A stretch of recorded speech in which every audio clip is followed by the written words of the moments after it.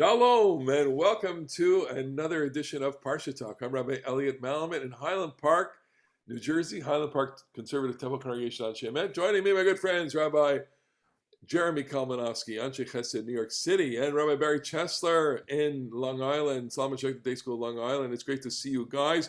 Thank Great you, to be all here. of our listeners and viewers. We are so glad you are spending time with us. We know that this has become an important part of your Shabbat preparation, and let's get to it. Lekha. Well, it's not a parsha to talk about. Nothing going on here. Nothing important.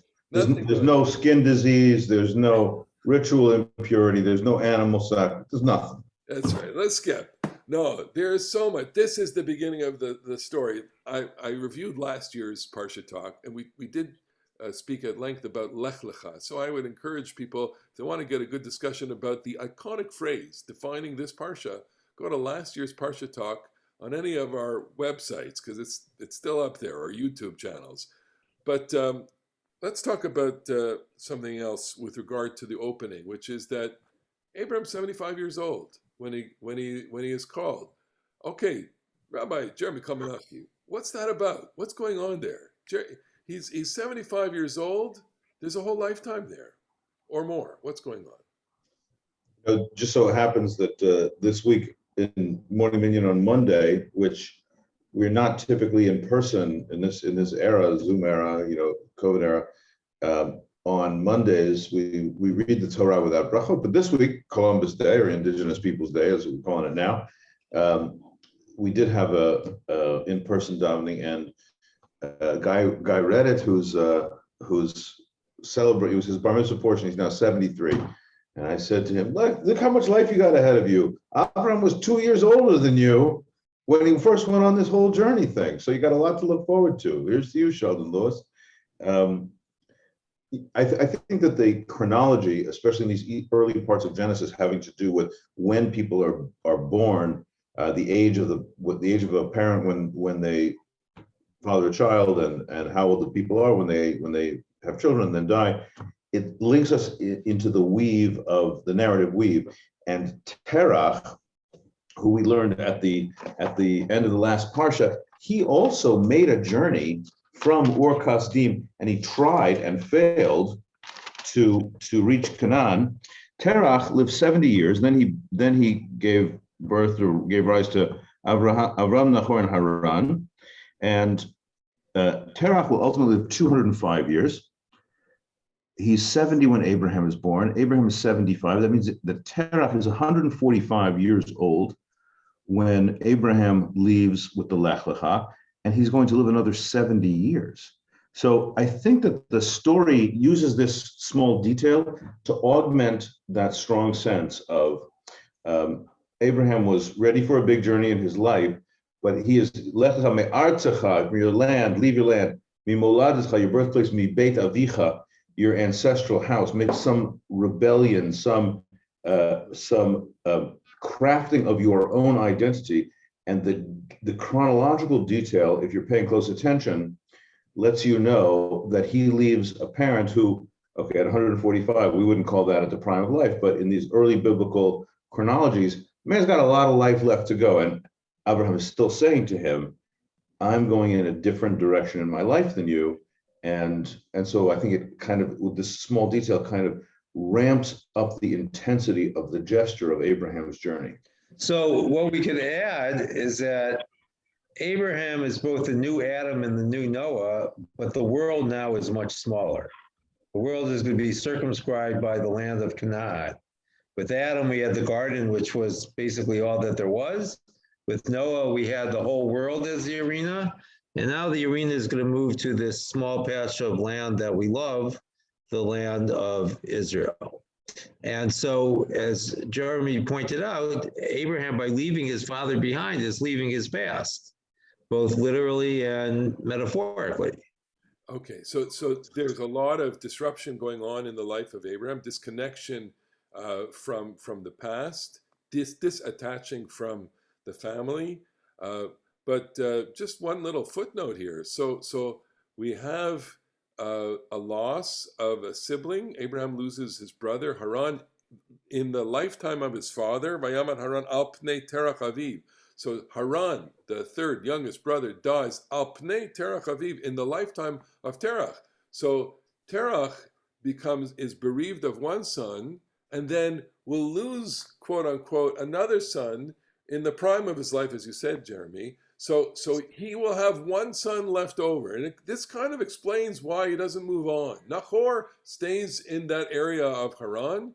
Terach stays with him, and we don't know when the call is given to Abraham. Maybe it's given before they leave Ur Kasdim, because that's what he's told: leave your land, your birthplace, your father's household.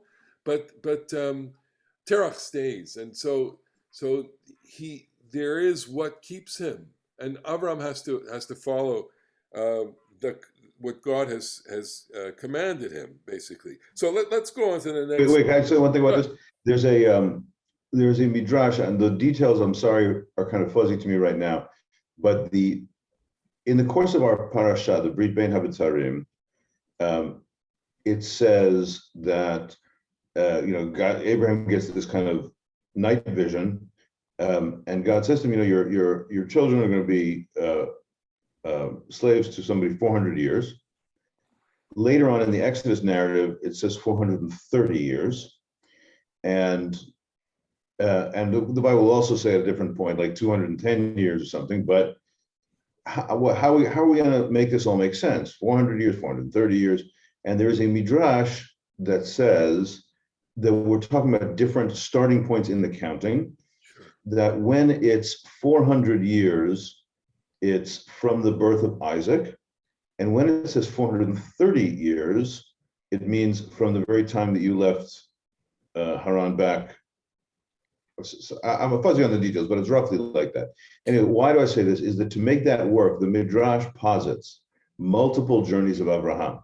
That is to say that he leaves Haran and leaves his parent, and he goes to Eretz Yisrael, land of Israel, where the Brit Bein Habitarim, which appears in our Torah in chapter 15, Genesis 15, happens, and he gets this promise that he will have descendants, don't you worry, but that they will be enforced to slavery, and then zings back to Haran, and then makes another journey, and the Lekha comes after the Brit Bein Habitarim, which is, it's not strange for rabbinic midrash to take the Torah out of order. That's one of its techniques.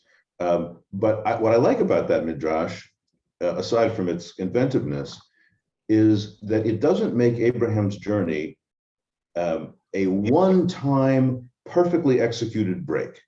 It makes Abraham's journey a shuttle. He goes, he comes back, he goes again. He's got to head down to Egypt. And I think that appeals to me, because I think that human journeys are a little bit more like that. They're not like once and for all I'm leaving and the new era begins.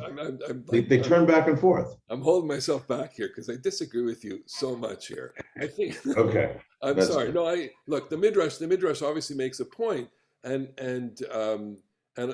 yeah, when we have that text in front of us, we could see the point that it's making, and there's a case to be made for shuttle service. Okay, but this is about disruption, and this is a boundary moment, and there's a before and there's an after, and this is the beginning of the Jewish story. So I'm heavily weighted into a very plain or simple or direct reading of this passage. Go ahead.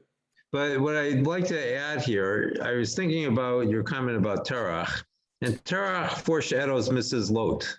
Yeah. He also can't leave. And the Jewish journey, as it begins with Abraham, is about moving forward, that it's about the new land.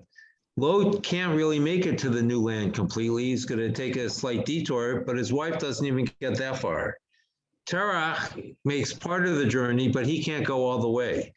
But Abram, in our Parsha, until the end when he becomes Abraham, he sets things in motion by moving. Okay, so yeah, Elliot, I of course I recognize what you're saying, but I'm going to double down on my position and say that the Jewish tradition is a wonderful dialectic of identified homeland and consciousness of exile. And the way I described coming, returning, shuttling, is I think it's kind of instantiated in life. Of course, the story, part of the narrative power of the story is the once and for all disruption. But I think that the way it works in real life may often resemble the one step up, two steps back kind of experience of life that I feel is true about my life. I'm smiling because I always veer towards the darker interpretation here, and the fact that you know the to see this as a migrant experience and knowing overshadowing contemporary North American Jewry is a century of echo of the migratory experience in which 99% of the people who migrated here on boats to Ellis Island or to Pier whatever in Halifax didn't go back to Europe. They left everything. They the story is they came with 2 pennies in their pocket. It was a incredibly disruptive, dislocating experience, and they weren't able to go back. Some Right. But I think to add to what Jeremy said, though, the way that we remember that is as a much better version than it actually happened in real life. Okay. And so I think we have something the way the Torah story is also. The Torah story smooths out all the rough edges, and you really have to work to piece them together, right? Okay. We're told that Abram is 75, and that obscures the fact that Terach is still alive. And I think that what we have here is also a brooding, as it were, on how we remember things, both as a people and as individuals. And there's a great deal of tension in that. Okay, so just one footnote, which is a concession to Jeremy also, which is so the 205 number for Terach's death means that that Abraham will tend to his father's funeral in his life, and that's where he does go back to Haran, buries his father, okay, and then in the ensuing years there's just a series of calamitous events for him. The Akedah, the death of Sarah, happen all within the space of those. I think there are about 3 years there. Okay, but without getting, we should show charts and everything. Let's talk about what happens when he goes into the land, and the peculiar way that the text tells us all we need to know without telling us anything. And it's so Abraham goes to the land of Canaan. Vayavor Avram ba'aretz. He kind of meanders his way through the land. Ad makom Shechem. God is leading him to Shechem. Ad Elon Moreh, which is another name for Shechem. It's in the northern part or near in the hill country in Samaria. Va Kanani az ba'aretz. And the Canaanites are in the land. So just tell me what that note is doing there. What is the Torah telling us by saying the Canaanites were in the land? Here, God says to Abraham, going to a land, but the other people in the land, buried. Well, one of the Zionist tropes was that the people without a land would end up in the land without a people. But as we see already in the Torah, there never was a land without a people. Canaan, as it's described in the Torah, has always been filled with peoples and people who live very differently. And what I find most impressive here is that in these first few verses of chapter 12, it's a peaceful land. There's no reason to think that anyone is going to be dispossessed by Abram arriving in the land. And already as we work our way through the Parasha, we're going to see that people are going to be dispossessed. There's a brutal war that takes place in chapter 14, and Abram is going to be moving in and out of the land, and there are going to be interactions that suggest that, there's always trouble in paradise.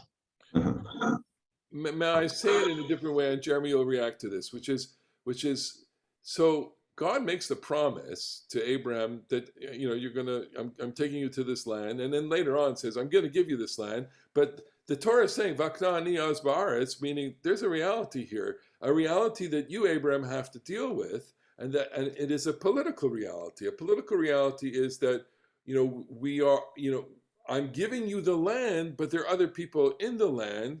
So what does that mean? Does that mean you're going to have to dispossess them? Or does that mean the project that I am setting out in front of you is the project where you have to either bring my name to the land. I will, God said in the opening, I will make your name great. I will bless those who bless you. So is Abraham's presence there a challenge to the rest of the people? Love me or don't love me? Or is Abraham's presence a political presence? I just want to add one little note, which is, what does he do after that? He picks up and he moves. He moves to another place, right? He moves to Bet El, between Bet El and Ai, and then he moves Ha-Negba, goes south, which suggests to me he doesn't want this reality of having to live near. He's a guy who likes, he wants to have his own territory. He wants to have his own, place to sit. Well, but that, I don't want this to sound as harsh as it may come out. That seems so simplistic. Okay. That's a good way to invite the next response. So, I think that the three things we have to contend with here. First of all, there's no quid pro quo in the covenant that God makes here. God is going to do all this stuff for Abraham, who's not going to do anything. And there's a whole passive side that animates to Abraham, that animates this Parsha. He is put into situations where he doesn't quite act the way that we think he should. And it's not always clear whether that's a good thing, even though apparently there's a blessing with it. So when he goes... Sorry, no. We know that so look, taking the Torah at its face, where God says and he does, he goes. So there is a response, and that response teaches us something about him. That on the one hand, yes, there's obedience to him, but there's also a sense that he might want to leave his crazy family of origin, where his sister-in-law is also his niece and all that. but the Barry does have a strong point here that when Moshe makes the covenant with God at Mount Sinai, it's Batem Tili Mamlechet Kohanim V'Goy Kadosh. You're going to be a holy nation. You're going to be a kingdom of priests. You got very specific covenantal demands, and by the end of this parasha, we're going to get circumcision, and that is a gesture of all in. That is a gesture of love and commitment. And it's not, while it doesn't have, articulated mitzvot, the way that the Torah will come to have, it's not nothing either. It's a way of saying, I am going to mark myself as completely devoted to you, God. But at this point, that part is kind of lacking. And it just appears that I've picked you somewhat arbitrarily, and I'm going to make you this promise. Abraham has not yet earned it. But by that's why the Midrash, by the way, to take us back to what is surely the most famous passage in all of rabbinic literature, that to this day people are always still surprised it's not in the Torah, but Abraham smashing the idols. That is a rabbinic attempt in Bereshit Rabbah, in the Midrash collection called Bereshit Rabbah from the 4th century or 5th century, whatever it is, to explain this apparently arbitrary assignment of covenant that doesn't say yet, in chapter 18, we'll get more of these things. It doesn't yet say be brave and be loyal and be wise and believe in monotheism and all that stuff. It hasn't happened yet. So I do think that Barry does have that on target. And Abraham, because of the wife-sister episode, not only does it not have those things, it doesn't impress us over much with Abraham's enormous excellence. I just would answer that what makes Abraham is that God speaks intermittently to him, and just on the basis of very few interactions, he has faith, and I think that resonates with a life of faith. God, we don't hear God's voice, but we've dedicated our lives as people who live in Jewish life to follow the Torah, despite the fact that it's mediated through the text and the tradition, but we've not had any direct access. Right, but what the voice we really don't hear in the Parsha is Abram's voice. Yeah. So we hear God's voice. God says, Lekha. And he says more than once, I will make you a great nation. I will give you this land. And Abram doesn't really respond. And even at his great moment in the Parsha, which is the war in chapter 14, at the very end, he says, oh, no, I'm not going to take anything, lest you should think ill of me. He's petulant. And one of the things that is so striking in the story is that if we would believe the numbers, Abram commands quite an army. He has 318 people in his little army, which is quite impressive. But he doesn't act like he belongs. And one last piece on this is that what is interesting in his comment to the king of Sodom, when he says, I'm only going to take food, but you have to take care of my allies. So he has peaceful relations with some of the people and not so peaceful relations with other people that he does business with, as it were, the kings on whose side he fights. And he's a work in progress, even though he's 75. Well, I want to see something in the plus column for him is that when he has to negotiate with his nephew, which we see already in the ensuing, it's not the next story after the migration, because the next story is he goes to Egypt, and we've already referenced the fact that he tries to he says to Sarah, don't tell them that you're my wife, tell them that you're my sister. Pharaoh gets hammered for that, and he emerges from Egypt as a wealthy man, even though he probably came down with some small amount of wealth. And then they go back into the land of Canaan. Lot sees, and there's conflict. The conflict is between Abraham and Lot, and you see this conflict. It's such a beautiful text because the conflict is not between the principals. The conflict is between the entourages. You know when you have political conflict, when you have a staff, and it's not the principals are not fighting with each other, but the staffs are fighting with each other. Okay, so Abraham does a very gracious thing. He says, choose what you want, right? And so he does have a graciousness to him. There is a diplomatic skill to him. There's react to that. So we could say, first of all, that is quite an endearing scene. If you want to go south, I'll go north. You want to go north, I'll go south. And Lot makes the wrong choice, of course, and leaves Abraham. Lot goes down to what will be the devastated Sodom, and then Abraham has the Hebron and that the whole area that we would today call Judea and Samaria. But the one way to look at this is it may be that Abraham is kind of conflict averse in the way that Barry was saying, just wants to try to get along a little bit, and doesn't want to fight with Lot either. Says, you take the lead, I'll follow whatever you say.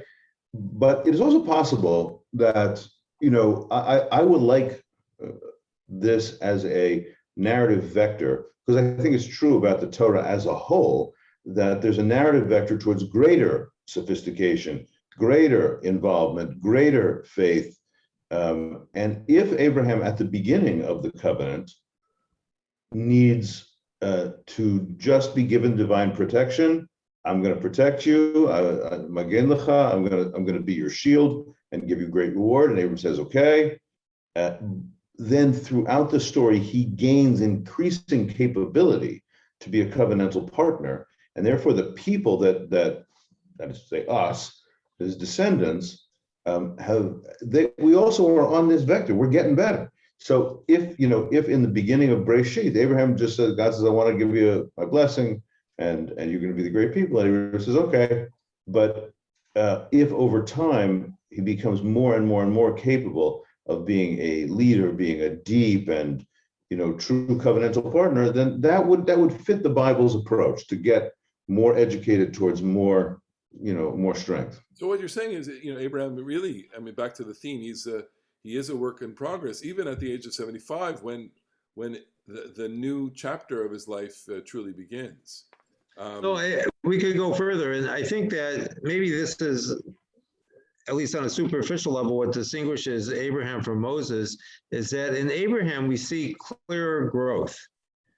He's not going to be the same man when he dies as he is when he first appears in our Parsha.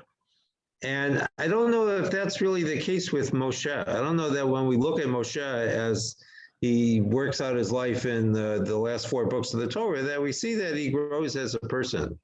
He's been given greatness from the time that he confronts God at the burning bush. And except for a few slips along the way, he remains resolute, I think, in a way that is not necessarily true of Abraham, who really there is an arc of growth. Okay, so let's just fast forward through. Abraham goes to Egypt. The wife sister idea. We have a lovely interpretation of that. Jeremy, just want to highlight how that is a foreshadowing of the Exodus story. Yeah. So the Exodus story, well known to everybody, I think, from Passover and the Torah, is that the Jews are enslaved in Egypt. Pharaoh kills the males and saves the daughters alive. Pharaoh says to the Egyptians and then to the midwives, "Kol ben hayilod hayora tashlichuhu." Any boy that's born, you throw in the river. The kol habat tichayun, and any daughter that is born, you should save alive. And maybe we are inclined to think that that's some sort of restraint on pharaonic cruelty, but I do not believe this is correct. And then what happens in Egypt is ultimately they go out birachush gadol. They go out with great abundance. The Egyptians send them all their gold and silver and all the fancy clothes, and they leave Egypt. We might be inclined to think that the saving alive of the daughters is a restraint on Pharaoh's cruelty, but I think that the Abraham story here tells us something different. That Abraham, when he comes close to Egypt, says to his wife Sarah, "Imrini achotiat leman yitav liba avurech v'chayeta nafshi biglalech." Say you're my sister, so that they will do well by me, for in your account they will save my life. They will save my life thanks to you. And he is just before that in verse 12 here, it says, "I'm afraid that when the Egyptians see her, they'll say she's his wife. Ve'hagoti ve'otach yechayu. They'll kill me and save you alive." The exact same language that is in the passage in Exodus. And then what happens? The Egyptians see her and they say how beautiful she is. Vatukacha isha beit paro, and the woman is taken in Pharaoh's house. Now, I think we have maybe a little bit of a happy ending inclination to say God protected her or something like that. The words "vatukacha isha beit paro" mean that she was taken in Pharaoh's house. She was brought into the harem and she was taken sexually. So just like Sarah is taken and yet ultimately released, and Abraham goes forth with great wealth, the Egyptian story is the exact same. The boys are killed, or many of them are killed. The girls are saved alive, not to be nice to the girls, but for a different kind of slavery. And then ultimately they come forth with great wealth.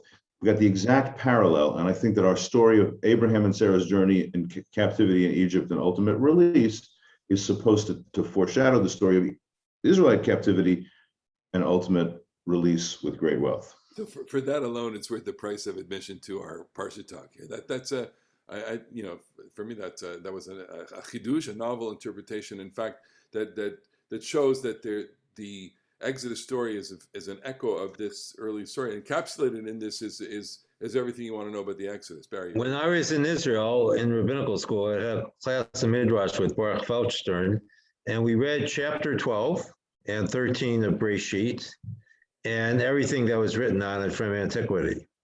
Josephus, the Midrash, commentators, etc. And his point was that great comment, Masa Avot Siman Labanim, that what happens to the fathers prefigures what happens to the children. And at the time, over 30 years ago, I thought that was so fanciful that could hardly be the truth. And it's only as I matured myself that I appreciated the wisdom of that approach, as you, Jeremy, very well highlighted in your interpretation here. Okay, so we have the conflict with Abraham and Lot. We have the war of the 5 kings and the 4 kings, very complicated and rather long chapter. And then we have this interesting moment where Sarah is Sarah says to Abraham, "You can sleep with my handmaiden. Uh, God has stopped me from having a child. Bona el shifchati, go to my maidservant. Ulai ibanem imena, maybe I will build the family from her. Vayishma Avram lekol Sarai," and he does exactly what she says without any kind of hesitation. And then she gets there. There's a conflict between Hagar and Sarai. Sarai wants to kick her out. But Well, then, so this has to be like a great example of the law of unintended consequences. Because what seems to be a win-win situation is actually a loss for everyone. And again, we're left at the end of it wondering what really is going on with Abraham. So he takes the wife, Hagar, although the rabbis sort of downplay that aspect of the relationship, and he has a son, and he very consciously and casually abandons him. Well, first of all, I just want to point out the beautiful wordplay here. Ulai ibanem imena, I will be built up through her, Sarah says, because Hagar is not a free person. She is a indentured servant of some whatever status.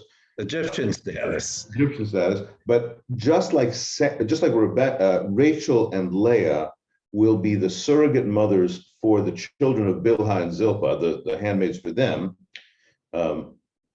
Sarah envisions that when Hagar has a baby, because she's her maidservant, that it will be Sarah's ki'ilu or surrogate son.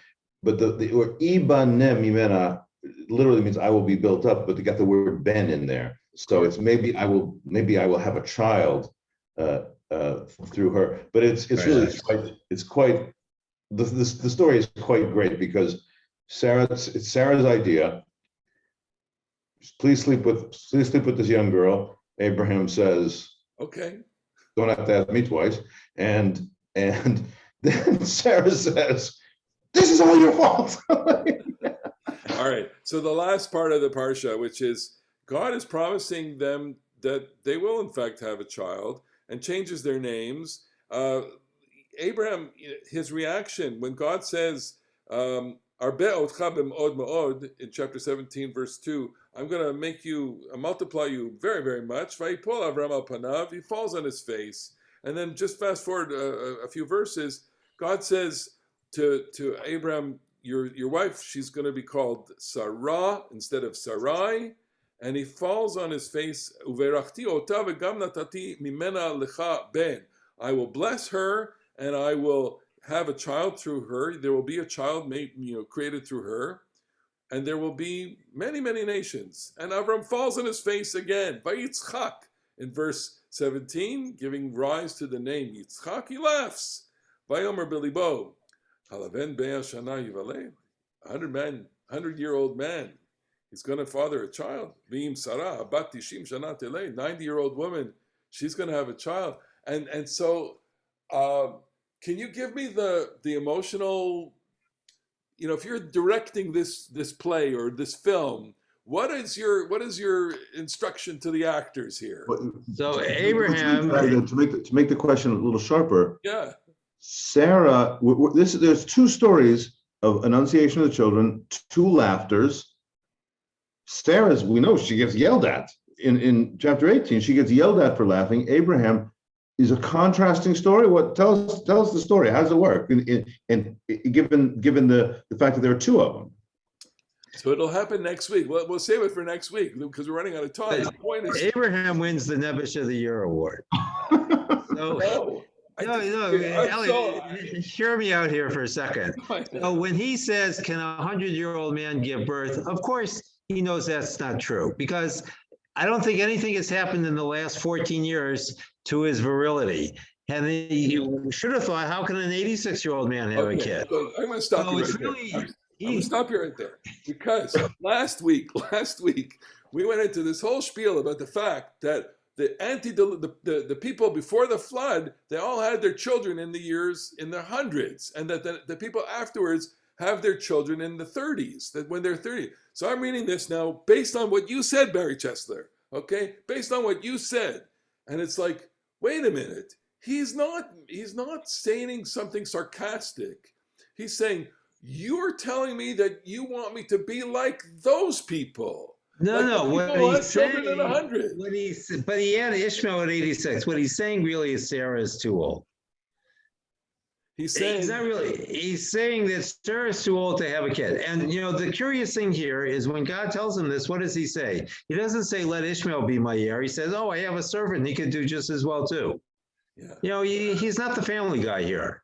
And I think what the message is here, and we see this as it'll play itself out next week as well with Lot, is that Abraham cannot create the family the way he wants to do it.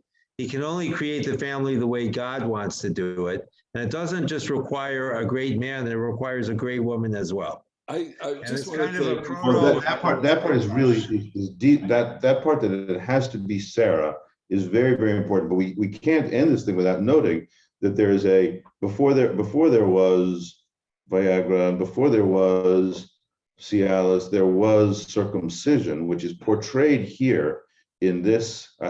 You might not think it works the same way. I don't know that it works the same way, but it is portrayed here in the end of the parasha.